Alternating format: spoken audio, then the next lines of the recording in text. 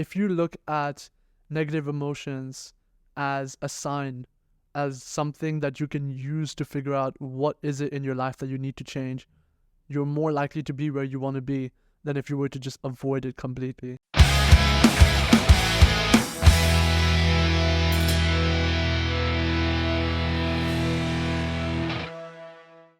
Hello, everyone, and welcome back to Have a Nice Day podcast with your host, Janine. And Joshua. I don't know why for a second I blanked out. I'm like, do I still know the name of our podcast? No, because she hasn't done the intro in a very long time. I know. Yeah. And I was waiting for you to say Have a Nice Day, but then I said I would do the intro. Today's a very special day, as all of our podcasts, and in honor of World Mental Health Day, not awareness, Mental Health Day. We have a special guest. He is a certified life coach. He is a mental health advocate. He's also a half Indian and half Iranian, which we just found out a few minutes ago, which is great. He has a podcast, which is called The Monk with Braids podcast, and you can find him on Instagram, finding_lighthouses. His name is Sahil. Let's give it up. Welcome. Hi. You guys are great marketers. I wish I had you as like a marketing person. Well, we can talk about our fees later on. I love that. No, thank you guys so much. How are you? I'm great. I'm great. Actually, okay. I'm great. Yesterday was a really tough day. I can't Okay, tell us about it. So yesterday, I actually had my first anxiety attack in a while. Wow. Which is really interesting because before I came here, I was like, as like a certified life coach, I've been a therapist before. I've been in therapy before. To say that I've had like an anxiety attack, it was the first one I've had in a while. But today I'm feeling great, actually. Good. Yesterday was tough, but today is great. But thank you for saying that, first of all, because 100% again, I just said you're a certified life coach, and sometimes people are like, no, I'm a life coach. I do therapy, like I facilitate it, but people are not perfect, right? Exactly. Yeah. Like So doctors can get sick. Yeah. It's like not just because they're like a master in that particular field doesn't make them like what's that word? Not 100%. Yeah, they're still vulnerable to it. Basically. Exactly. Yes. Yeah, that's what you say. So thanks for sharing that. Do you know what triggered it, or? Yeah, so recently, I was doing a bit of freelancing before. Okay. And kind of doing my own thing with podcasting, with mental health and life coaching and all of that. But recently, my mom has wanted to retire from her job. So I was like, or just leave her company, which she now has. Well, And She's here. she's right now traveling the world with her boyfriend. Wow. okay. Go mom. Yeah. If Yes. someone can do it at 50 or like 54, Yes. you can do it at any age. Yes. wow. Okay, that's nice. So yeah, when she was going through this whole like period and phase in her life when she was wanting to get out of this like corporate life because she's done it for like 30 years now. I was like, you know what? Like, let me start working like properly and see if there's a place where I can get more money than I'm getting right now. And yeah, so life has been busy and I haven't had a lot of time to process my emotions as much as I should. Yeah. And it's been a while now that I'm like used to being very social and having like parents and family around. But right now, for the last like couple months, I've not had that. And so I've just done everything to avoid that. Yeah. And I think the Okay. biggest epidemic is loneliness. No one wants to actually feel lonely. Yeah.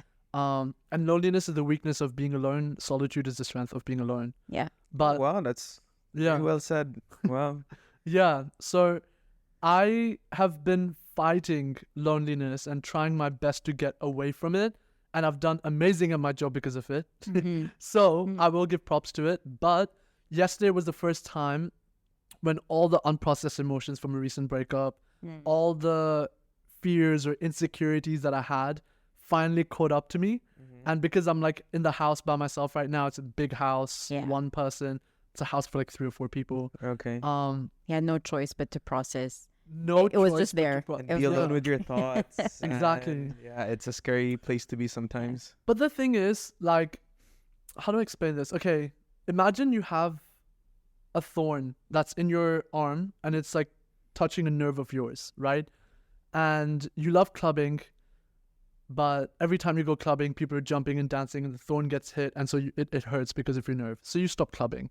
And then you love hanging out with people, you love being social, but every time you hug someone or get close to someone, again, the thorn gets hit, the nerve gets hit, so it hurts. So you do everything to avoid the thorn being touched, and then you end up being isolated. The question, like, what I've realized is that I'm talking about like a physical thorn, but we have like metaphorical thorns, and fears, emotions, certain thoughts and insecurities are exactly like the thorn, but within your heart.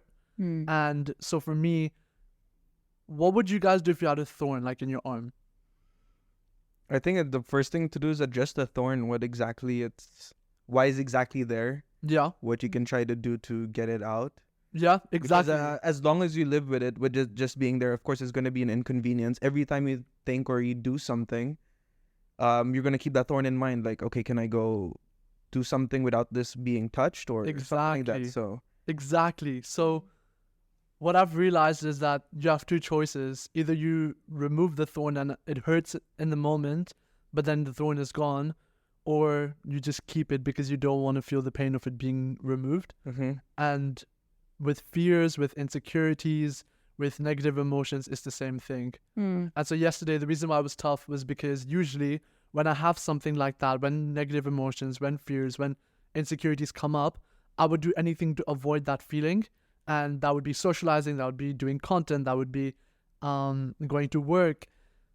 But at some point, you have to sit with the feeling, validate it, because there's toxic positivity as well. 100% agree. And you need to really experience what it feels to have this emotion, because if you don't let the emotion pass through you, it's going to get stuck and it's going to continue building up. So at some point, you just have to breathe, relax, and just let it go. So I think that's what's difficult, right? Because nowadays a lot of people are just busy beyond like social media, getting distracted, going to work, just trying to get through life. Just trying to get that small dopamine hit, with all these. Socializing, taking care of yourself, taking care of others, especially if you're a parent, trying to just make ends meet, that most of the time your mental health is not your priority. Yeah. So 100%. But it's tough because, again, if you don't at least make it one of your priorities, you're not going to be able to move further. No. Yeah. Definitely not. Yeah. Yeah, I think it's something that you need to tackle because it's something that's definitely going to hinder you from doing so many things in the future. Like what you said, it's going to be very discomforting, especially addressing that particular thorn. Where is it stemming from? What are the steps that you can do, and it gets super overwhelming for people and they don't know where to start. And of course, there's still that stigma. Like I'm giving therapy like a huge shout out over here, where it's but it's still like in that stigma or in that particular box where it's like, oh, if you go for therapy, you might be weak, And there's this whole thing about this red pill movement and about this ignoring your emotions. Just maybe just go crazy at the gym, just lift heavy weights, go bury yourself in work and all those kinds of things, except for like actually doing the first thing that you should be doing, which is speaking to someone about those problems. And of course some people think it's it makes me look weak. My parents never went to therapy and they're in a relatively good place, they're mentally strong, they're taking care of their family and stuff. But now times are changing and I think it's great that you said that, because the theme of this year is to make mental health a universal human right. Right. Theme for this year's So mental health is a universal human right to improve knowledge, raise awareness, and drive actions that promote and protect everyone's mental health as a universal human right. So it is that important, mental health. Sorry, go on. No. Sorry, because I was just thinking like we're not even like 5 minutes into the podcast. It got deep real quick. When he brought up, I had a panic attack yesterday, and that's something like, I don't know, like, do you go and tell someone you just met for the first time, oh, I had a panic attack yesterday? But there's some people, who are really in tune with their mental health, their emotions, that they're like, you know what, I had a anxiety attack yesterday, Yeah, but mental I'm doing so breakdown. much better. I managed to understand where it's coming from, and now like today's a new day, and I know what I have to get done. And it's such a beautiful thing, because you won't, like, if I meet my best friend and we'll just talk about like work, maybe we'll like talk crap about people and stuff, but never like, where is this all That's why stemming from? there's a saying, right? It's okay not to be okay Yeah. all the time. Like, again, we're not perfect. There are days when we're great, everything's going amazing, but there are those days when you're left alone with your thoughts and you have to assess, this is happening. Yeah, you brought I'm it up. Yeah, feeling this sad. I don't know if it's the same definition, but this whole toxic positivity, is Yeah. that basically that, like, where you're like, every day has to be a great day, and I'm gonna be I don't know, is it the same sort of thing? Because I've heard this term. Yeah, I guess, how do you define toxic positivity? It's just Yeah. like shoving all the positivity when things are actually not okay and just burying, Is that it? Yeah, Sweeping toxic it under the positivity rug. is like, have you ever, when someone runs away from something, what do you think? Are they courageous? Are they strong? Are they powerful? Or are they scared? Scared. Yeah, I was Yeah. scared. Yeah. So when you run away from mental health, that's not courageous, powerful, or right? So toxic positivity is you minimizing, invalidating any emotion you're feeling. Basically, the quote, replace a positive thought with a negative thought. Stuff like that. Yeah. And it's when the most important thing is awareness. I believe the most important thing is awareness. So you need to know and be aware of yourself to know, at what point do I stop sulking in the negativity, and at what point should I actually experience it and ponder on it to figure out what is it that's causing it, right? So there's like a line, right? At some point you accept that you have this thing, or you're having these thoughts, and you try to figure out where it comes from. But then at some point you have to get out of that and do something with it. So awareness of being able to know when to reflect and to validate your feelings and to just feel everything, because at the end of the day, negative emotions are something that we're meant to feel.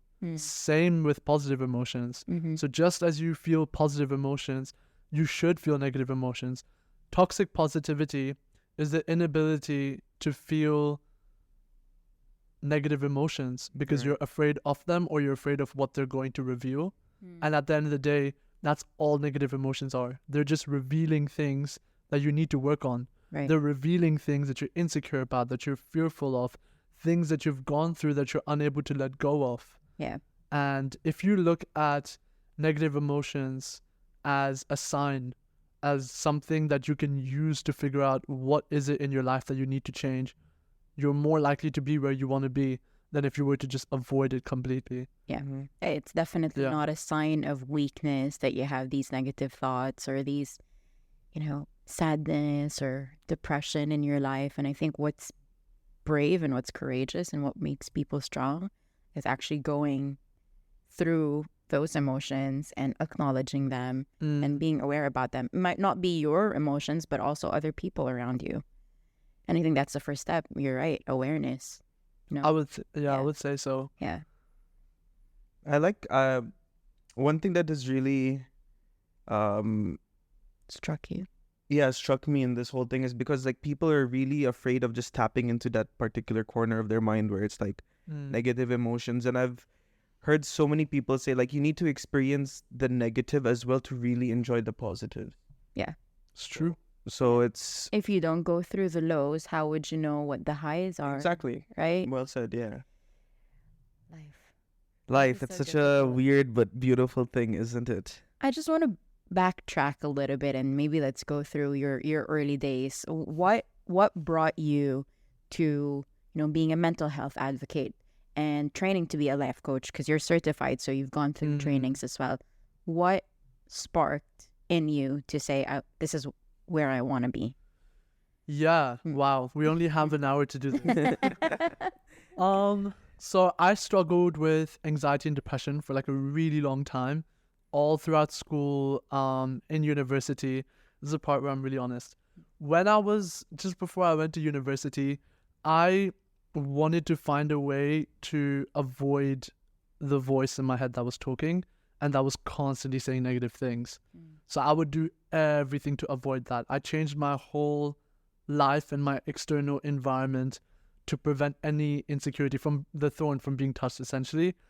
And I was not confident, so I'd buy expensive clothes. So I had so many things, and I battled with addiction for a while as well. So during my last years of school, I was not conscious at all.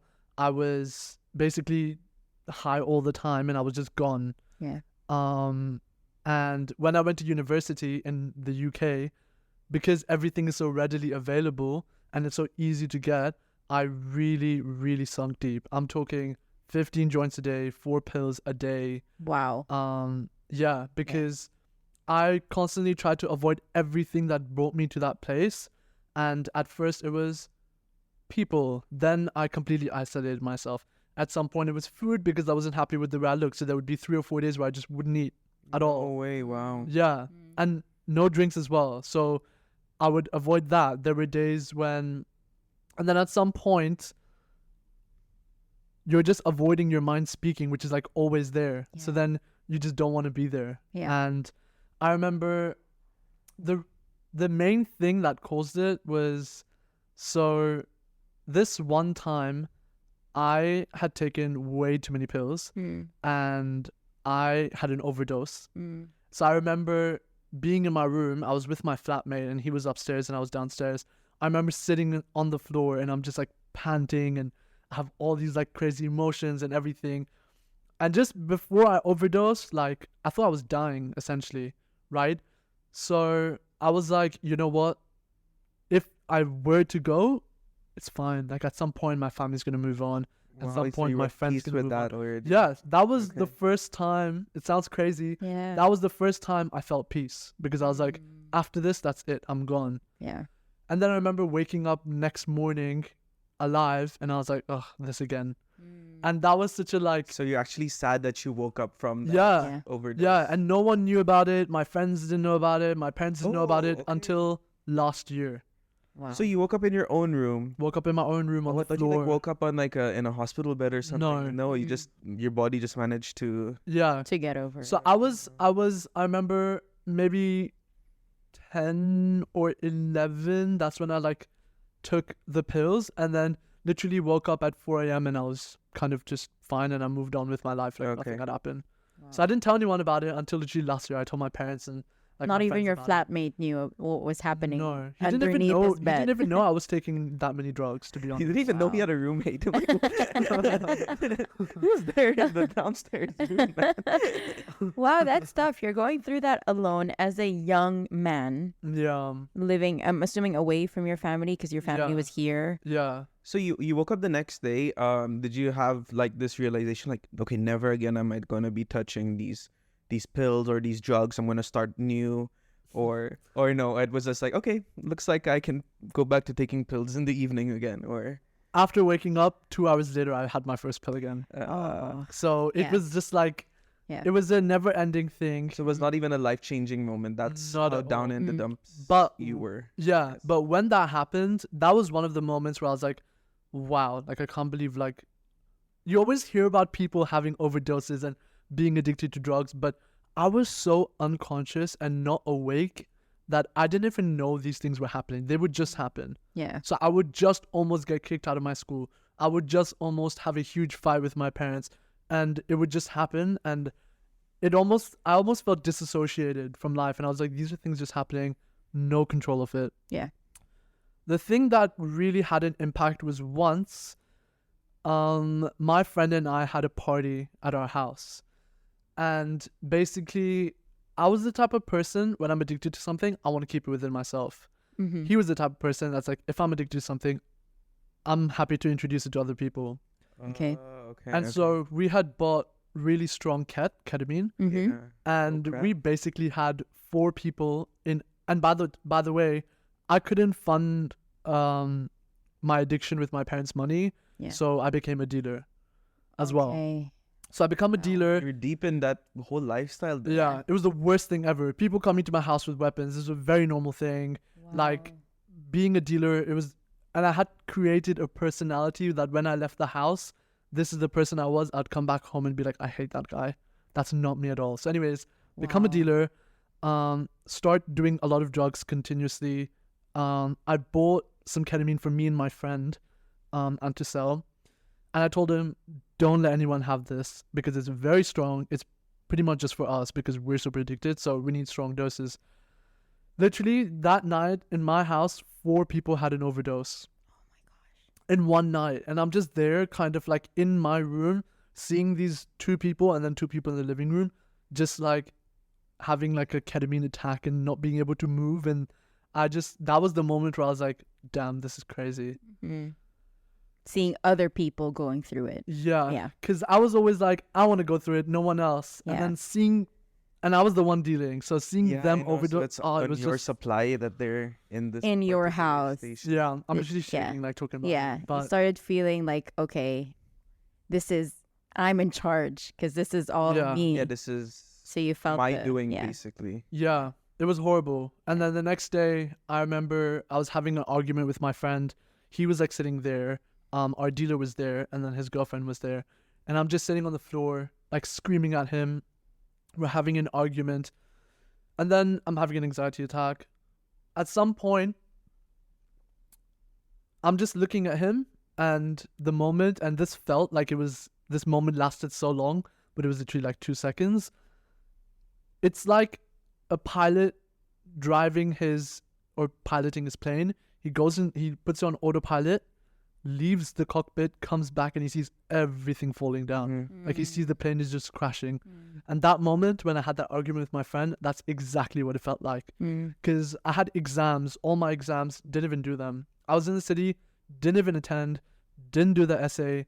I did not complete my first year. I did, but I basically did my first year and second year of uni all in my second year. So all the modules for my first year, I did in my second year because I just did not complete any of my exams. Yeah.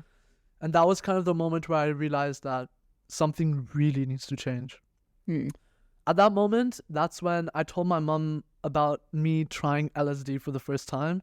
And after hearing that, like typical Indian mother, she's like, oh my God, like this is the worst, this is the lowest you've ever been. Not knowing I was doing pills for a while, not knowing I was a dealer for a while, not knowing I had overdosed and tried to commit suicide before. Like she did not know any of these things. And she hears that I do LSD and she's like, wow, my world is falling. So she introduces meditation to me. Okay. Nice. Okay. That was the first time. The first 7 days didn't do anything for me, but by the 8th day, I was like, wow. It took all the negative, dark clouds that I had away from me for like 30 minutes or 15 minutes. And that's essentially what started the change. After I started meditating, I started to realize that I always thought because I was a psychology major, ironic because I wasn't able to fix myself, I always thought that you are a collection of the things you've done in your past and your genetics. Right. My genetics weren't the best. The things I did in the past were not the best. It was kind of when I realized that the habits you choose to focus your energy and consciousness on today, that's what makes you who you are. Yeah. Not your genetics or not your past. Correct. And every moment pretty much is a moment to change. Like you wake up tomorrow morning, you have like thousands and thousands of new cells in your body and thousands of cells that have gone away. Yeah. So your body is constantly growing, and every single moment, every single day, you have thousands of new bodies. So your body is basically new every minute. Yeah. Every day it's a new body technically. And same with the brain, right? I Exactly. think it was a recent study that they did that you can actually create new neuropaths is what they call. And you can actually train your brain like how you train yourself in the gym to think in a better light, or in a less negative manner, or shift your thoughts elsewhere. So our body is amazing. It's created to actually withstand a lot of things, and as you said, like you're not your past. People can change. It's just, are you willing enough to do so? Mm. Are you willing enough to do the change? Take the steps. So you're saying day 8 is what? Day Sort 8 of. was when I like first felt dark clouds going away, Mm. and I was a different person. Like, I went from being someone that doesn't leave the house, doesn't eat for days, doesn't shower for a week, Mm. like does all of that, to then going to university, talking to drivers, talking to people in my seminars, in my lectures, so much so to the point where people are like, "Are you high?" And I was like, "Actually, this is the first time I'm not." Yeah. And so, literally yesterday, too anxious, can't get out of my bed, can't take a shower, don't want to eat. Next day, I'm out talking to people. I'm out, like, going out. Like, to me, that was just insane. And I was like, whatever I've gone through in my life before and the person I was, like, today I'm not going to be that. Yeah. Like, I have to change. And that's kind of when things started to change. So I realized that all the thoughts, all the things that my mind is saying, like, there's like your brain, which is your body. There's your mind, which is the voice that constantly talks and the thing that controls your brain, kind of. And then there's your spirit and your soul. Mm. And people, including me, and sometimes I still do that, they get so attached to this mind because it has all these senses and colors. It's like, imagine going to a cinema and the voice and the video, it's perfectly lined up, right? So it helps you get immersed into this experience of a movie. Right. And suddenly you don't even remember that you're in a cinema because you're so engrossed by this movie. Your mind does that to your soul. You have all these senses, emotions, feelings, thoughts that your mind takes your soul. And sometimes you don't make that disconnect. So you just become your thoughts. And I know there is a quote that says you are the thoughts that you have, but I don't really believe in that. I feel like you are the thoughts that you choose to have, and the thoughts that you choose to direct your consciousness to for a long period of time. That's who you become. Mm. So exactly, whenever I had time alone, all I did was everything I did, like the thoughts I would have, the way I moved, the way I spoke, every single thing, all I did for like 2 weeks or 3 weeks was I would just clean the house all day long and just think. Why am I doing this? Why am I thinking about this? Where does this come from? And that's when I started journaling.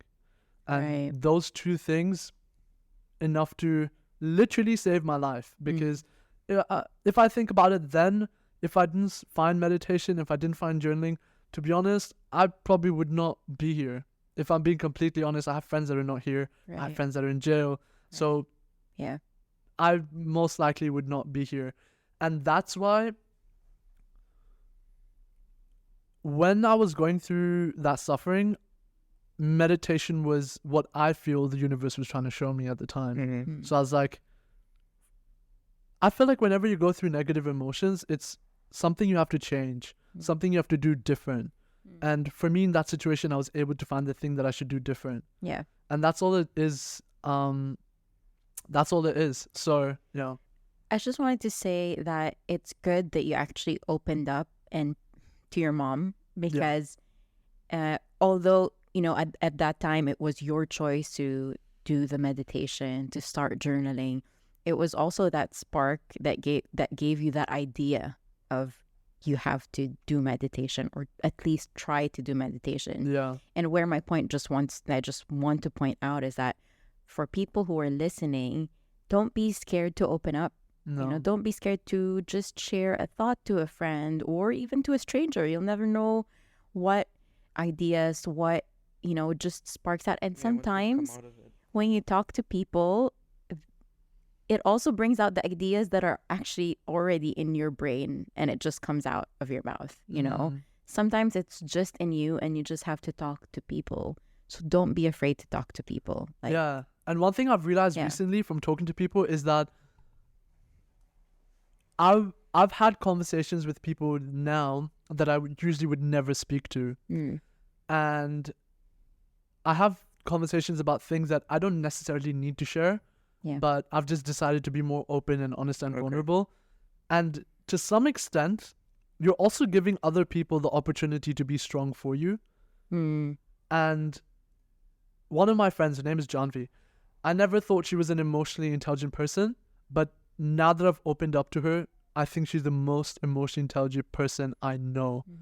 And yeah, so Yeah. you're giving also other people an opportunity to be there for you, which feels good for them. And Yeah. you're not doing a service to someone, but for the people that think that they're burdening people, that's not always the case. Yeah. Your friends want to be there for you. You have a community there for a reason. Yeah. So use it. Yeah. Exactly. Yeah. And I think we come to a lot of assumptions, right? Yeah. We sometimes talk on top of other people, even if that's not what they were thinking, not what they want to do, not what they want to express. And we just create our own idea of things. But if we just take the first step, as what you did, just tell your mom, just be vulnerable, just be honest, you'll never know what will come out of it. Yeah. And especially one critical part of that was seeking help. Like, I think it came to a point where you're like, you know what, I need to speak to someone and tell them like what is going on in my life, and let's see if I can try to get some external help. And I think the first person that you thought of, or maybe the first person that you approached, was your mom. And something as simple as meditation, like being alone with your thoughts, sitting down and just like trying to analyze them, like, okay, like what you said, why am I thinking about this? Why is this thought coming into my head? How do I try to tackle it? I think something as simple as that. And you also mentioned journaling, which is something that I hear in almost every like well-being podcast. Like a lot of things that they really center on when it comes to mental health, it was like journaling, fitness, some sort of grounding. So like walking outside, getting some direct sun, spending some time alone in nature or by the beach or something. That those are like the core things that are there in when it comes to taking care of your mental health. But one thing that I want to touch upon, since you mentioned it, is journaling. Yeah. We hear it a lot. Yeah. You have multiple journals as well. I even I myself have multiple journals. That makes me so happy to hear that. I love it when people tell me they journal or meditate. It's the best thing ever. But so for people, journaling is like, okay, so today I woke up, I went to work, I saw my friend after work, and that's it. So what are some things that you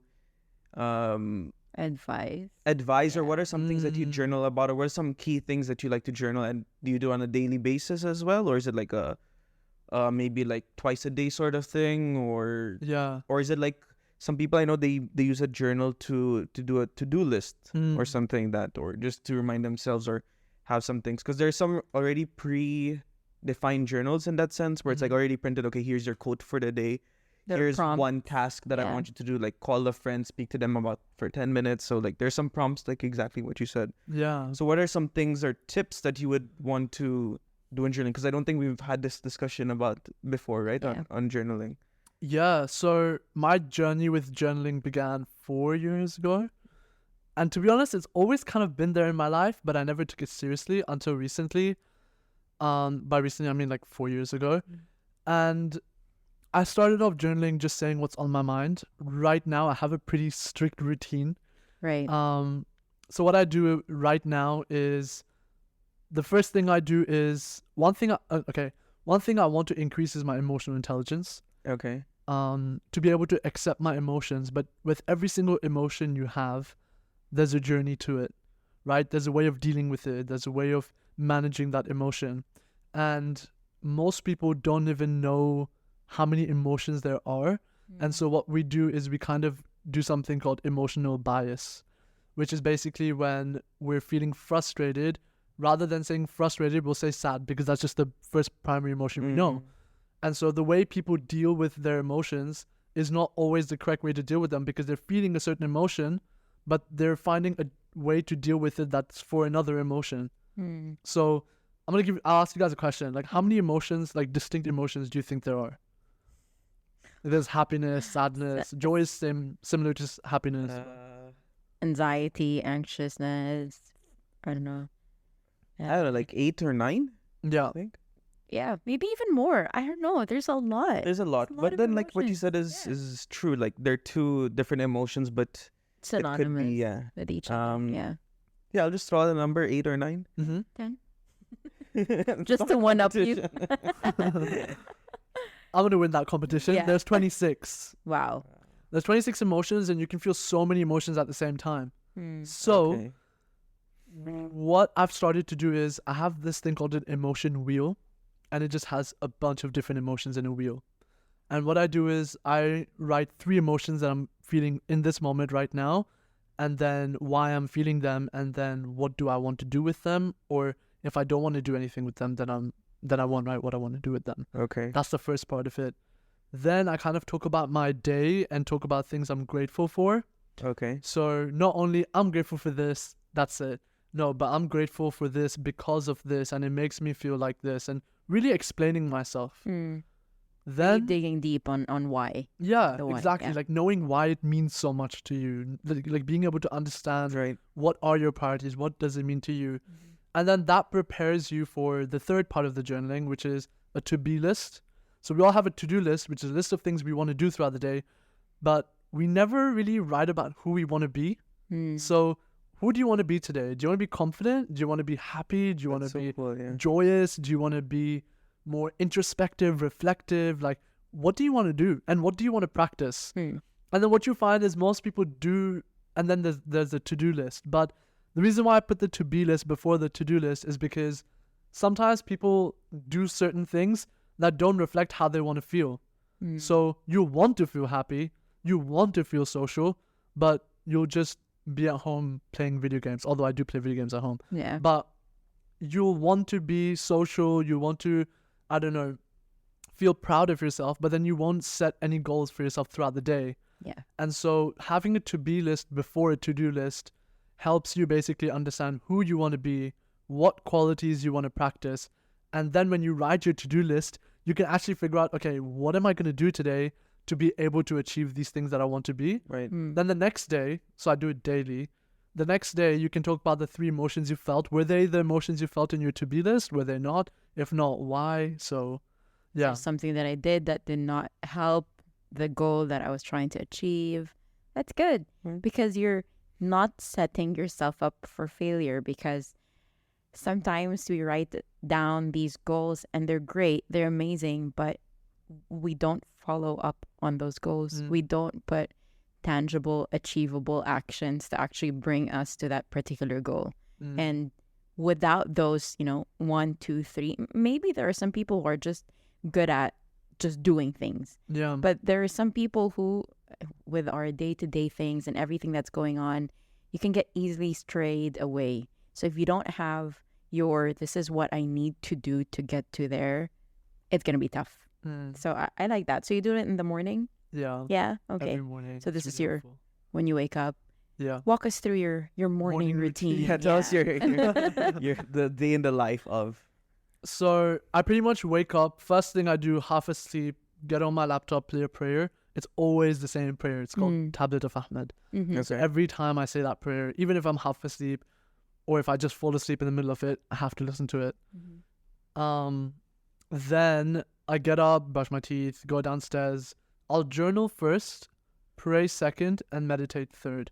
Okay. And I would say the reason I meditate after I pray, which I think is really important, and I'll give an analogy to explain it. In prayer, you're basically speaking to God. Yeah. You're basically having conversations with God. But the reason why meditation is important is because meditation is when you're silent and you give God a chance to speak back to you. And so doing it right after your prayer, for me, I think is the best thing. Yeah.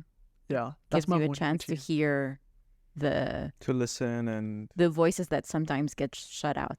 Yeah. Yeah. I like that. I like that analogy. Never thought of it that way. Yeah. Yeah. Yeah. Can I? I do meditate after I pray, but I never thought of it that way. So that's good. I learned something very new today. It's great. What's your guys' morning routine? I'm a morning person, so Yeah. I wake up early. I open up the curtains in the living room. That's where he sleeps, so he gets some sunlight. I open his crate, but he doesn't come out. He's very lazy in the morning. Then I read my Bible. Then I meditate, say a prayer, meditate a little bit, few minutes. And then I start, getting ready for work. Then I get to work out after work, and then come home. Not work out all the time, probably once or twice a week at this point, but I'm trying my best. Yeah. What's yours? For me, it's It's him very getting basic. woken up by my voice. Wake up. Yeah, because I don't set an alarm. I'm not a morning person at all. But first thing I do is wake up, do all everything that I have to do in the toilet, walk this boy, Yeah. come home. And one thing that's very important for me, and something that I realized is working amazing for me, I don't check my phone I love that. for like maybe an hour and a half until I wake up. So usually I walk him around 7:30. Mm-hmm. Yeah, 7:30. That's early. Yeah, it's Wow. quite early Yeah. because I walk him, because it's too hot for him. Otherwise, if I try to walk him anytime past 8, walk him, feed him, and I do all the household chores. So because I'm still working from home, so Mhm. I still have that luxury. So I'm washing the dishes, vacuuming the house, doing whatever I can, and then from there I start whatever screens have to do. Because I'm like in my day, I need this is the only thing that I don't like about my life, but I need a lot of stimulation. So I'm working, there's a podcast playing. Sometimes I'm also on my phone checking reels, which I hate. I hate my social media addiction that I have. But it's slowly getting better because I don't have any screen time in the morning. And then just go on with my day, do whatever work I have to do. Go to the gym and always and I'm so happy that my gym has a cold plunge Wow. pool, so I always end my day with that. Wow. I love Yeah. that. I gotta try that. Yeah. Yeah, I gotta Oh. try that. Have you ever done a Never. Oh man, it's Gonna take me, Josh. Yeah. I'll take you. Yeah, I you. wanna It's no go. problem, yeah. I'll come with you. Why not? It's very scary. So I started doing cold plunges maybe last year, 2 years ago. 2 years ago, yeah. Yeah. But I used to pay to this one place in Al Quoz, which is 100 dirhams a dip. And that wasn't sustainable at all because I would like to go once a week and I'm like $100 a week is a lot. Yeah. Yeah. Then we eventually shifted gyms just this year, and this gym has a cold plunge. And she avoids it as much as possible, but for me, it's You can something get me that into really a helps me a sauna, lot. but you can't get me into a cold Yeah, plunge. yeah. So I love sauna good. as well. Yeah. Sauna's my thing. Cold Yeah. plunge, I've never done it. Yeah. And You I just want do it to, together. but yeah. It's 4 degrees. 4. Oh, really? I It's didn't know 4, that. yeah. Okay. The one in Wafi is 4. Yeah. So Nothing. I started with 7 degrees. That's when I was going to Al Quoz, and then now it's 4. That 7 to 4 makes a big difference. Yeah, huh? no, Just Yeah. 3 degrees, but Yeah. Yeah. It is. It's like because our fridge water is at 4 degrees Yeah. when we drink. mm, So imagine that coldness in your body. Ugh. And yeah, and they say you have to stay at least for like 2-3 minutes, but I try to stay at least 8 or 9 minutes, and then Wow. I'm done. Yeah. so I have a question for you guys. Brave. Yeah. Like, for mental health, how much of it do you think is lifestyle? Oh, I think I would say a big percentage Lifestyle of it, in the sense of exercising, like your Yeah, what like, you do. Yeah. Yeah, like Food. exactly. Food you have, Yeah. exercise, how you choose to live your life, and what you choose to do throughout the day. oh, I think it's It's almost everything. everything. Yeah. It's very reliant on your lifestyle. I Yeah. would say, when Yeah, I would say almost. and we always say this, like, it's who you are and what you feel is the food you eat, the thoughts that you choose to have, The way you treat your the body. way, yeah, the way that The way the people you surround yourself with. exactly. That's a big one. Yeah. Yeah. And to me, well, faith is very important as Mm. well. And people will disagree, but without faith, I feel like you're just weaving through life that doesn't have like a right path. And it's super, super important to me. So whenever I feel like, okay, I'm getting led elsewhere and I'm not in a place that I want to be, it's always the first thing that I do. Like it helps keep me aligned. And then exercise, food, everything else, spending time with family, spending time with friends. We've Spending also time alone. we've also, not cut, but we've tried to stay away from people that we don't align with, not necessarily like cutting ties Not or friendship. but Cutting Wow. is quite Yeah. tough to say, but maybe ignore. yeah, we just Or- don't, Leave them on red. Yeah, leave them on red. Perfectly said. Yeah. but we try not to spend time with people that we don't align with Yeah. in terms of, their ways of living and all that. So Yeah. we try to keep our or at least close friend, like our friend circle, very tight knitted. like a close friend circle. It's more quality over quantity. Yeah. In Because this you're- time, this is the point where you realize, the moment you become an adult, that's when you realize a lot of things. Yeah. Because when you're young, you like you mentioned, you were just like, okay, I have like 15 friends I can call. Yeah, and we'll all wear our Nike shoes together, and we'll all have a competition. Yeah. And then you start adulting, and you realize, okay, I just need like a pair of shoes that I can actually walk in and protect my feet. Like there are some things that you, Time is limited. yeah, And you can't exactly just waste your time with Yeah. like we don't go to clubs, we don't drink. Mm. Yeah. So those are the things that we started realizing as soon as we hit adults. But why did you ask that question? Is there a secret answer to it? Like what? How much No, percent of? I just wanted to know. Yeah. I just wanted to know, but because I was just thinking, like, while you guys are speaking, that's because we're talking about like morning routines and stuff. That so much of my life has just changed just because of my lifestyle. The fact that like so much of my mental health has just changed because of like simple lifestyle changes and choices. Yeah. And what you guys are saying literally reminds me of this study where these scientists basically were trying to grow plants and trees in something called a biosphere, a huge glass like container. Okay. And the soil was nutrient dense, the water was amazing, there was air coming, sunlight, but the plants would just like grow halfway and then they would just basically break off and they wouldn't grow fully. So, same with the trees. And the scientists like worried, like, or they were thinking, why is this happening? Like we're giving the plants and the trees everything it needs. Like later on, they figured out that the plants and trees had no air. Mm. There was no wind and no air. And why that's so important is because the air really compromises the life of a plant or a tree. But when that happens, the plant and the tree basically sink their roots deeper into the soil and they're able to get more nutrients and it makes them more stronger and they continue to grow. They become more resilient. Yeah, so pain and suffering are things that we also go through just like the wind, the trees and the plants have. But they're there for a reason. Yep. And yes, like they affect the life and they compromise the safety of a plant and a tree, but in the end they force the plant to go deeper into with its roots to the nutrients. And so very similarly with life, like you're going to have things that compromise your life and there's going to be things that make it more difficult to live. But if you have nutrients that you can then sink your roots into, which is your friends, the morning routine that you have, the way you think, the way you kind of tackle things, whatever routine or whatever you have, whatever nutrient-rich soil you have to sink your roots deep into, that's what ends up helping you grow stronger. Yeah. And that actually helps you live like a much better life in the end. That's so good because like I was just having this thought the other day, like exactly something like you mentioned. It's okay, we're gonna try to create life in a biosphere, which is outside of its natural habitat. And lately, like I've been thinking like how much us as humans have evolved, and I think that's where a lot of like anxiety is stemming from, because we're like constantly sitting on a desk throughout the day.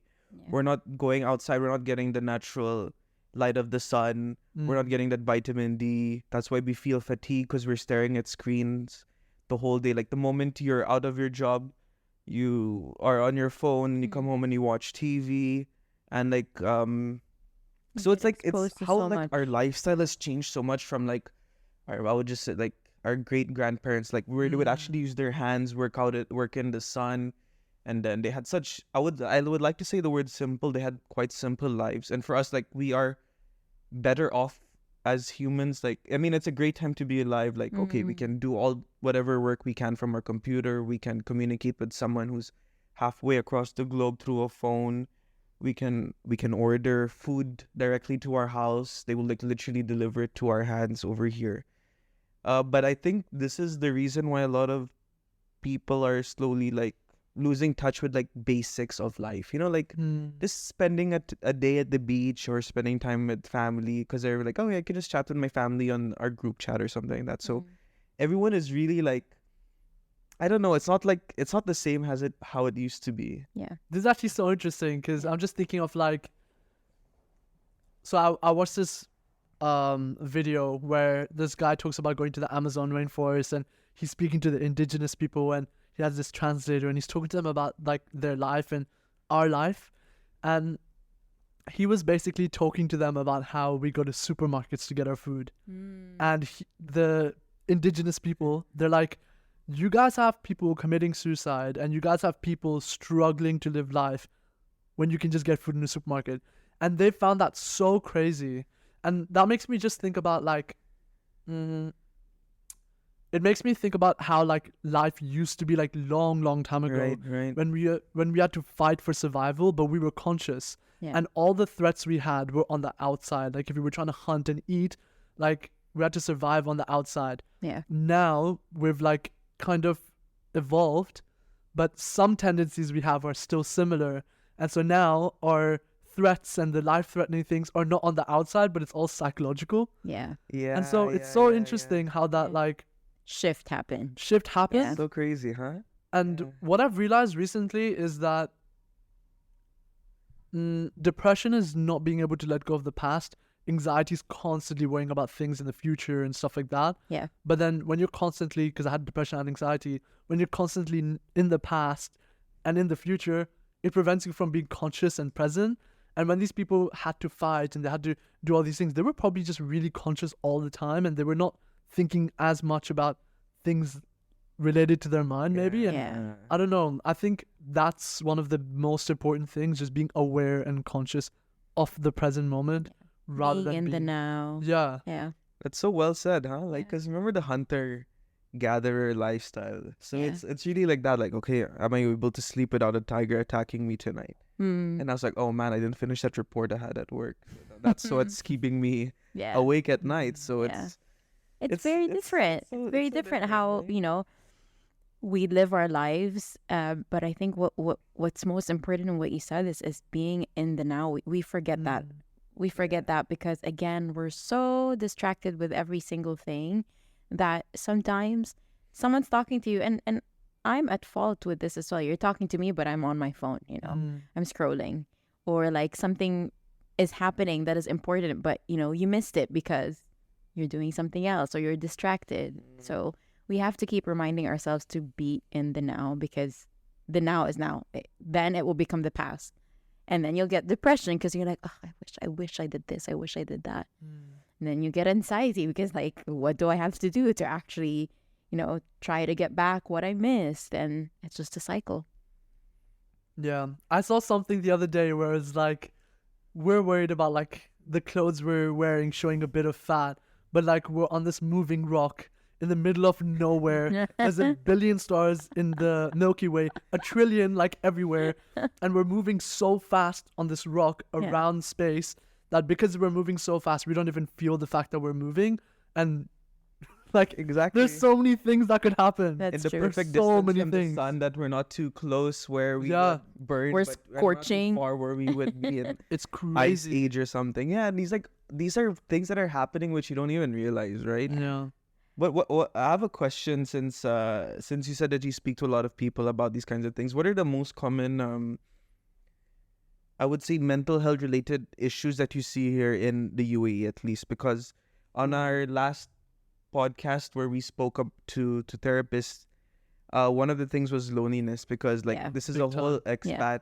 This is it's an expat country, so like It's a 90%. transient country. Yeah. Yeah, it's a 90% people with who have left their families back home come here to work and get a better income and then send money back. So I think one would be loneliness. So what are your thoughts, or like what are the things that you've seen people here actually, like, I would say, suffer from? Is that the right word? Suffer from? Or Loneliness is definitely a huge one. Lack of purpose. Or even if you don't know your purpose, not having something huge, like bigger than yourself that you're working towards. Yeah. Control. Mm. A lot of people don't feel like they have control over things when they really do. And then the things that we don't have control over, we for some reason think we have control over them. So we try to fight because we think, oh, I should be able to control this thing. But truth is, you can't. And so when I was talking about the plant and the tree and the air, the plant and tree cannot control the air and the wind that hits it, but it can control the fact that it either moves in a certain direction, or it can control the fact that it sinks its roots deeper into nutrients for it to get more, to be able to be stronger. So I think people focus so much on what they can't control, and they believe that it's something they can control. And then things that we can actually control, our ability to smile, the way we perceive life. These are things people don't think we can control. Yeah. And one thing a lot of us do is absolute thinking. So that's kind of like, your boss is a challenging person, but you'll say he's impossible to deal with. So using certain words, even, because using the word impossible gives you the opportunity to not do as much, because you're like, this is never going to work. It's impossible. Don't take that first step. But when you use challenging, or use he's like this sometimes, that kind of leaves a pathway for you to do something about it. So controlling things that, not being able to control things that we actually have control over, and trying to control things that we have no control over, definitely that's another problem. Not being able to let go of your parents' past traumas. So, for example, I remember when I was young, my parents and my family was very loving. Until today, sometimes this happens. They were very, very loving people. But when I wasn't able to show them the same amount of love that they showed me, or the way they showed it to me, they would be like, oh, you don't love me enough, or I love you way more. And they would guilt trip me for not loving them as much as they love me. Right. Oh, And they had their way of loving, and if someone loved them otherwise in different ways, it's not love for them. Yeah, exactly. And so yeah, when I got into my first or couple relationships, let's not lie here. When I got into my first relationship, I remember overly showering this person with love. Love bombing, as they call it. Love bombing them, and because yeah, it's a new Gen Z term, love bombing. Yeah. actually I didn't know that one. Yeah. She's in touch with all the shit. Yeah. Touch. I try to be. Yeah. No worries. So yeah, I think when I got into my first relationship, or my first couple relationships, I was just overly showering this person with love, again, because I was fear of being alone. Right, so you even picked the wrong partner just to avoid being alone. Right. Anyway, so I remember showing this person so much love, and then when they wouldn't show it back to me, I'm like, but you don't love me enough. And they'd be like, I do, I just show it differently. Yeah. Or I never asked you to do all these things for me. And so it took me so long and so many relationships to realize that I'm doing this, and I realized, oh, it's something that I get from my family. So there's so many things that we pick up on from our parents, the way our parents handle certain situations as children. And children are the most spiritual beings out there, but also from the ages of 4 onwards, they're so, even younger, they're so observant. Yeah. And things you think that they would never pick up on, they actually do pick up on them. Yeah. And so for me, I think there are certain things that I would have picked up on that I found very difficult to let go of and unlearn. Okay. So yeah, Because it's been years and years of it being you, ingrained exactly. into your It's life. your roots, basically. Yeah. So it's like cutting off something that you grew up with. And it's tough, especially coming from, I would say, Asian households, Asian Arab households, because there are a lot of, not just from our parents, but generations before them that have been passed on generational traumas, and that they're also carrying.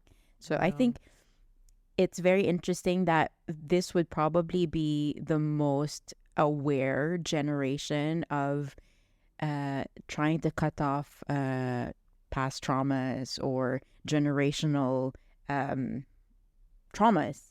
And as you said, awareness is the first step. So it's great that we're aware. Second, it's a choice for us to cut it off. So I think it's just going to be better from here onwards. And it's great to see that we are aware of that. And it's tough sometimes to have those conversations with our parents, but it has to happen. Yeah. No, I agree, because she also did the what is that word? She didn't go in that path of staying in my dad's house or staying in my parents' house until I was married and like move out, but she moved out when she was still single. So like, these are like small things, especially in an Arab Asian household. Like, can you imagine? So it's That's things insane. like that which is like such difficult conversations to have with your parents, and they won't even understand. Like, why do you want to move out? Like, you're gonna live by yourself at when you're 20, like 26, 27, all by yourself. It's something that you don't hear every day, especially in an Asian household, right? Especially when your parents are in the same country as you. So like, these are small things, I guess, in a way, which a lot of people should actually take into consideration. Or like, I think it's a very big step, because for me, I never had a chance of living on my own, like straight from my parents' house into this house. But she had this transitional period where it's like, okay, what is it like living alone? What is it like fending for myself? What is it like being alone with my thoughts on a day-to-day basis? That's what I'm going through right now. Yeah. So I respect that journey, man. Yeah. So it's a very respectable journey, and I would say like that's one thing that I regret in my life. But of course, I'm still You're I'm still still going here. through it. Yeah, I'm Yeah, still you're here. going I'm still through it. I'm here the whole day by myself without her. So I think it's throughout the daytime, it's when I have my alone time. Yeah. Yeah, and people have different journeys, right? So you might not have the same relationship as I had with my parents. You might not have the same relationship with your parents. And we all go through different things. And we just have to know how to weave ourselves out of the things that we don't want to bring forward. As future parents, you don't want that to also be passed on to your future children. And again, everyone's not perfect. Like, it's not like our parents are horrible. They're the most amazing parents anyone could have. But there are things that they have brought down to me, to you, that we don't want to pass on to the future generation. And we just have to be aware of that and make sure that it doesn't push through. Yeah. I want to say really quickly, like, I've struggled with mental health for a long time. Even some days till now, like yesterday, I was really, really not feeling good. But I want to say shout out to suffering and shout out to pain. Right. Because the pain I went through, I was just thinking while you guys were speaking, like, what a privilege to be on a podcast. That's so insane to me. Like, you guys have created this thing, beautiful thing with culture and with all these things, and I'm just honored. Thank you. Because I've gone through things. So I now come from a position where I'm able to talk about these things and to reflect and introspect and converse with you guys about it. And I realized that if I didn't go through the suffering I went through, which at the time was so tough, but then it does pass, I wouldn't be here. It permanently changed the way I think, the people I hang out with, the lifestyle I have. And because of that, I'm here. Like, that's so insane. So whatever, like, suffering or pain, like, you have, that's what builds you. And as long as you're able to find what it's trying to show you, because it's very tough to grow and to feel like your life needs to change when everything is going well. Yeah. So it's when you're going through like tough times that like grounds you. For me, sometimes I'll do speak to people, but sometimes I just talk to God and I'm like, why? Why? But no, I'm like, why am I feeling this? And I realize that I'm so much more connected with God and my inner being when I'm going through tough times. And so shout out to tough times. Yes. I totally agree with this, because Janina and I, we recently got into watching F1. So we're like obsessed with the whole sport and everything. And just today in one of the episodes on Drive to Survive on Netflix, shout out to them, Max Verstappen, he said, I don't learn anything from when I win races. Yeah. Whatever I learn is from losing. So it's something very similar to that. Like really huge shout out to suffering, because suffering is an emotion which I'm 100% am an advocate for. You should feel it, should understand it, and then, of course, the most important thing is take action on it. Like, as Janine, there are times when even I've had my anxiety breakdowns, or if I have been having a terrible day or something like that, I also take a moment and step back, and from the outside looking in, I understand, like, where is this coming from? And then I make sure that I take an action on it. Or the weirdest things that I've done when I've had like my lowest moments, like booking a flight to go to trek to Everest Base Camp, going to try to do stand-up comedy, going to solo trips, traveling the world, just to, like, really try to put myself in a better space. And it's because of the suffering where I really learned a lot about myself. And it's the same thing as you know, like, okay, I have a comfortable lifestyle living by myself. Or I have we're a comfortable lifestyle. Like, let's try to challenge it in a way and maybe get a dog or something like that. Because he was a very tough boy to deal with in the future, especially Good from practice for having a child. his past trauma had transferred to us. So it's really good to really take in those emotions, and the most important thing as well after that is really making or really deciding on an action that you want to do to achieve it. Yeah. Because even when I was in therapy last, there was this he gave me this this task of understanding what jealousy is and understanding what envy is. And for me, I haven't heard the word envy in the longest time, and for me it was always jealousy because in my mind, I also like, you know how much both of us, we struggle with a lot of imposter syndrome. And there are times I'm like, okay, why does I know I'm in a good place in my life right now. I've done a lot of things to get to where I am, but they're like, do I really deserve this? Or then when you start looking outside, I'm like, oh, okay, this guy has just started doing this recently. How come he's doing better than me and all these things? So there's jealousy, which you can use in a way. It's like, okay, like now I think it's time to up my game or use this as a motivation or as a drive. And then there's envy, where it's like, envy is jealousy, but without action. So it's like, I'm just admiring from distance. I'm like, you know what? I'm going to sabotage this guy in some time, or like, I'm going to maybe try to do something which is against his or her favor. Yeah. And these are like small things, which you need to really take a step back and understand. And I think that's the reason why I'm a very firm believer about mental health and the things that we need to do to make sure that we're not taking care of our body and our spirit and everything, but also mind. So it's all connected. Yeah. So it's all connected, and there'll never be a finish line. There's never like, okay, once I'm gonna be happy every day, once I wake up happy, once I go to sleep happy, that's when I know I'm in the best place. Like, no, it's a constant journey that you'll have to battle and be victorious every single day. I will say, like, talking about journeys and suffering and all of these things, like, there's a story of this piece of terracotta clay. Okay. And so it's like a talking terracotta clay, and the person that's making something out of it, squeezing it and really deforming it and changing the shape of what it used to be. And it was this comfortable block of just nothingness.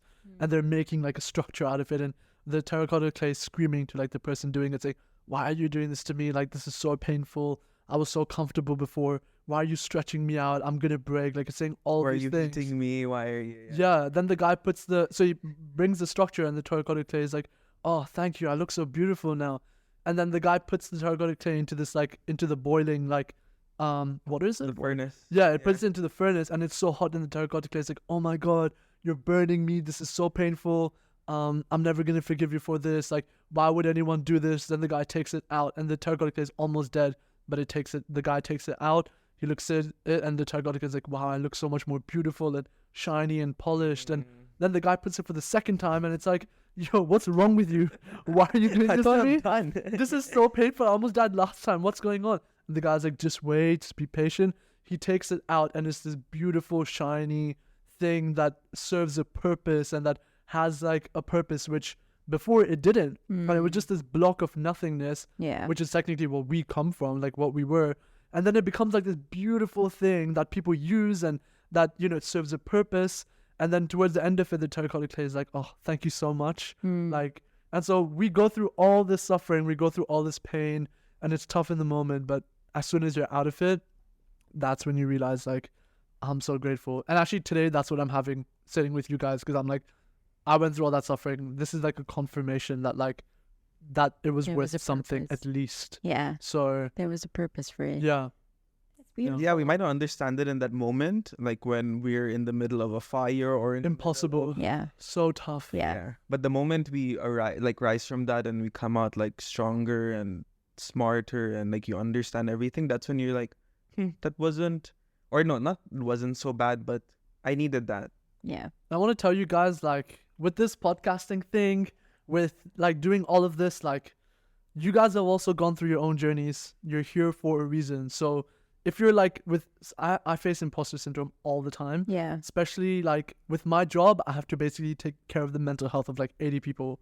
So it's really tough sometimes, but you have to remind yourself that you've gone through this journey to get to this destination, and that you're going to go through another journey to get to that destination. So if you're here right now, that's because something, or if you believe God, that thing wants you to be here, and don't fight it, because you're never going to win against God or the universe. Yeah. So just accept where you are, appreciate it, Yeah. be grateful. And you guys are amazing hosts, actually. Thank you so much. You guys are Thank really, you. really good. Thank you. I feel so comfortable right now. So Thank you so much. Well, Max, you did a great job as well. He's the third co-host. Thank you so much for being here. No, thank I you just guys. wanted to end the podcast with, letting our listeners know where can they find you, if you can plug your Instagram, and if someone's looking for a life coach as well, let them know about you. Okay, and before that, very quickly, what are the smallest things people can do today to make sure that they start taking care of their mental health? Like it's like, because like the theme, what you mentioned, what was the theme for this year's Mental Health Day? Mental Health Day theme is a universal. Well, mental health is a universal right. Universal right. So in that sense, it should be something that everyone should be taking upon themselves. And of course, there are the paid resources which people can go, like therapy, like coaches, buying some books or something, or like subscribing to like meditation guides and everything. But what are the smallest steps which people can do, which maybe don't cost a lot of money, that can be easily accessed by like literally any Tom, Dick, and Harry, that they can start doing to improving their mental health? And then you can close off by telling us how people can reach out to you, where they can find you, what are your future plans, and everything like that. So Yeah. In terms of simple lessons, I know I repeat this a lot, and trust me, my friends are so annoyed at me because I always say this, but literally journaling and meditating. Yep. I know like I've already spoken about that, Yeah. but it's just like, I promise you guys that it genuinely saved my life. And if it wasn't for those two really simple like things, I would not be here. And so meditate and journal always. One thing I've recently been doing a lot more of while I'm not in therapy, reading. So I'm reading a book called The Untethered Soul, and this book is just amazing as well. So reading, watching podcasts, analyzing your life a little bit through journaling is really important. Knowing where you want to be, knowing what you want to feel, praying. Like praying is one of the biggest ones. I don't know. Even if you don't have like a God, just pray to something. Yeah. Right? And that's everything I've done. And the thing is that it seems simple, but there's like levels to it. And Oh, yeah. you start with Yeah. one thing, Right. then, like, it's the most basic things that you understand from so many different perspectives that give you this holistic approach to understanding who you are. Yeah. And yeah, I would say just being conscious, and it's free being conscious. Yeah. Yeah. You don't have to have to pay pay for for that. So even if you're working, even if like anything you're doing, just be conscious and Yeah. be aware of who's there behind the mind. Like the mind is this constant thing that's speaking, but observe the mind. Don't just be the mind, and Right. try to disconnect. And physical health is something everyone talks about. And what was the thing that they said was like, physical health is like a right? Or Yeah. human So right? yeah, it's a universal human right. Yeah. Yeah. So mental health is universal Mental health is a universal. Yeah. So human right. if Yeah. physical health is, and we're Yes. made out of the body, the mind, and the soul. Right. Physical health is important, of course, but mental health is equally, if not Yeah. more important. Yeah. And so is spiritual health. Because I remember a time when I had just quit drugs and my physical health was so bad. Every day, puking, diarrhea, cold sweats, shivering. But my mind was at peace for the first time. And that made getting over it so much easier. So Right. please focus on your mental health and also on your spiritual health. Do things that make you feel spiritual. We have coffee to wake our bodies up and our brains up. What are you doing to wake your spirit up? Right. Is there something you're doing? If not, then find something. Amazing. That's what I would say. That's What was great. the last thing? And just your closing remarks, where they can find you, or Of course. How could I or- forget to Yeah. plug myself? Yeah, plug yourself, Exactly. yeah. Yeah. On Instagram, Finding Lighthouses. That's where I post content. If you want my life coaching services, for sure, you can ask, and I'm happy to do that. YouTube, yeah, just OK Lighthouse. That's my YouTube. I have a podcast. Mhm. I'm trying to get as good at it as you guys are with yours. You will. So, Yeah, I have that. And actually, you guys should come on. Yeah. would love to. Yeah. You guys should come on. Yes. I've Would never love had to. a couple. That would be such an Okay. interesting thing. I Yeah. love it. Yeah. Done. Yeah. Yeah, that's it. Perfect. Perfect. Well, thank you Yeah. so much for being here. That was amazing. We've learned some new things that we don't really practice, and Yeah, exactly. I've learned a lot. I'm now inspired to be just going to level 2 of journaling. Ooh, Just can not we just end with the- one thing? Yes. Yeah. Of course. What are 5 things you guys are grateful for? I'm grateful for my husband. I'm grateful for this podcast. I'm grateful for God. I'm grateful for my family. And I'm grateful for, did I say Max? No. No, I'm grateful for Max, my dog, our dog. I'm grateful for a lot of things, like exactly the same things that she said. Like I resonated so much with those, but I think just one thing that it's like I have gratitude for the smallest things in life, which a lot of people take for granted. Hmm. I love that. Like having clean water to drink, having food on the Mm. table every day, Mm. having hobbies. Because a lot of people, like you said, like they're just going through life not knowing what the purpose is. But I think a good way to start is just having a hobby, something that gets you excited, something that gets you excited outside your 9 to 5. Like what you do from your 5 to 9 is very important for us. Like we would like to maybe wind down by watching TV, as simple as that, or video games. We're both into video games or sports or something like that. Mm. So I think just having access to that is something that I'm very, very grateful for. What are you love grateful that. for? I'm gonna go kind of big. Oxygen. Yeah. That's one. Yes. Plants, because when I first came in the room, I was feeling a little bit anxious. Yeah. And I think on parts of the podcast you'll see I'm actually shaking. Yeah. But plants really calm me down, so Okay. I'm really grateful. that you Great. guys We have a some lot of plants. those around. We have a lot, and we have just been on a binge of plants, and we're like Plant really mom and taking plant dad. yeah, Yes. Do it. yeah. Yeah. So oxygen, plants in this room, you guys, and you texting me to do this. That I know was it's great. very late because he reached out to us when I just saw the date. It was in March Yeah. of this year, and I literally got back to him this week. But I'm so glad that we were able to make it work Yes. in the shortest time The possible. stars and aligned. yeah, it and was it's divine perfect. timing. Yeah. yeah, for it was sure. perfect Yeah. timing. Yeah, Also cells in our bodies, like Yes. cells and organs, because we don't really think about it, but they're just doing all these like insane things. And if one of them were to falter or something were to happen, it would we would not be able to live. So the fact that we Yes. just have cells that unconsciously do things and have these special it's amazing. So yeah, Yes. cells in our body. This book, because it's got me out of my anxiety attack yesterday. Okay. So when I was Untethered soul. I was literally shaking in my room, curled up into a ball. I got some food, didn't work. I tried to call a friend, didn't work. I ended to curling up in a ball and reading this book, and it got me out of it. Okay. So I'm grateful for that. And I'm gonna go basic now. Music, Nice. Okay. And music. Okay. because music. Great. Yeah. Yeah. Music Yeah. brings us And through music actually, a lot yeah, of- yeah. that I didn't think of. Brings how out a lot of much emotions as music well. has really. That's true. Recently, I wake up and first thing I think about like these last days has been like a song. So I'll just play in the morning while I brush my teeth. Nice. So yeah, nice. music is one of them. Music. Thank you to music. Yeah. Yeah. And thank you for being here today. We really appreciate it. Yes. Thank you for your Um, time. Thank you. I know guys. it was. I think maybe like you had some difficult conversations or discussions on this podcast, and we really appreciate that. Like Today. for Yeah, you of being very course. vulnerable, and yeah, I think it's a great way for listeners to really know like whatever they're experiencing, they're not alone. There are a lot of things that Yes. they can start doing to really change That's true. whatever they're going through, and like really it's not a negative thing to feel, but something that they should really just soak in and try to Embrace. take things from there. It's like it's not a bad feeling, like it's okay to not be okay.